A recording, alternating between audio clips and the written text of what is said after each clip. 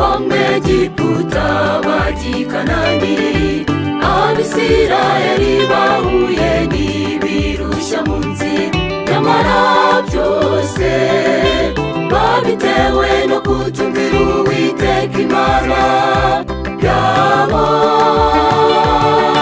Irengagije ukuboko gukomeye kwabakuye kwa Farawo, benshi muri bo barigometse bararimbuka. Aya ni amateka azongera kwisubiramo, akenshi usanga natwe turindagirira mu isi, dushaka kwisubirira mu byatwaretse kera, twirengagije indahiro twarahiye tubatizwa. Nyamara mu ijuru heza mu gihugu twerekezamo, gitemba amata n'ubuki, nta cyaha kizarangwayo. Twe gucika intege nshuti, turi hafi kugerayo, dusabe Mwuka Wera adukomereze mu nzira.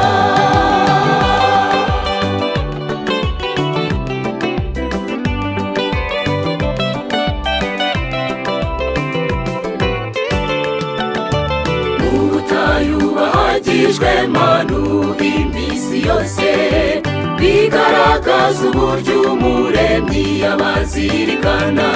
Ariko nshuti, nibyo babujije kwifuza ibyo basize inyuma mu Egiputa, bigaragaza uburyo rimwe na rimwe natwe dusubira inyuma, turarikira ibyo twihanye bidakwiriye. Aya ni amateka azongera kwisubiramo, akenshi usanga natwe turindagirira mu isi, dushaka kwisubirira mu byatwaretse kera, twirengagije indahiro twarahiye tubatizwa. Nyamara mu ijuru heza mu gihugu twerekezamo, gitemba amata n'ubuki, nta cyaha kizarangwayo. Twe gucika intege nshuti, turi hafi kugerayo, dusabe Mwuka Wera adukomereze mu nzira.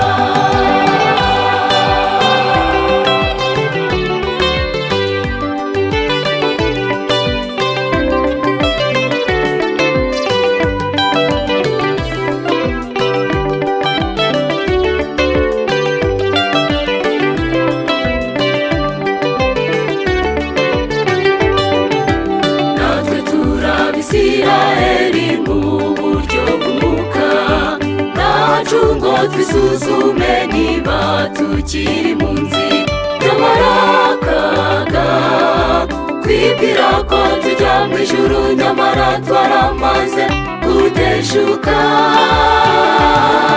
Ariko nimugire ubwoba kuko twifitiye umuyobozi, reka kwigenza mushikameho akuyobore. Aya ni amateka azongera kwisubiramo, akenshi usanga natwe turindagirira mu isi, dushaka kwisubirira mu byatwaretse kera, twirengagije indahiro twarahiye tubatizwa. Nyamara mu ijuru heza mu gihugu twerekezamo, gitemba amata n'ubuki, nta cyaha kizarangwayo. Twe gucika intege nshuti, turi hafi kugerayo, dusabe Mwuka Wera adukomereze mu nzira. Aya ni amateka azongera kwisubiramo, akenshi usanga natwe turindagirira mu isi, dushaka kwisubirira mu byatwaretse kera, twirengagije indahiro twarahiye tubatizwa. Nyamara mu ijuru heza mu gihugu twerekezamo, gitemba amata n'ubuki, nta cyaha kizarangwayo. Twe gucika intege nshuti,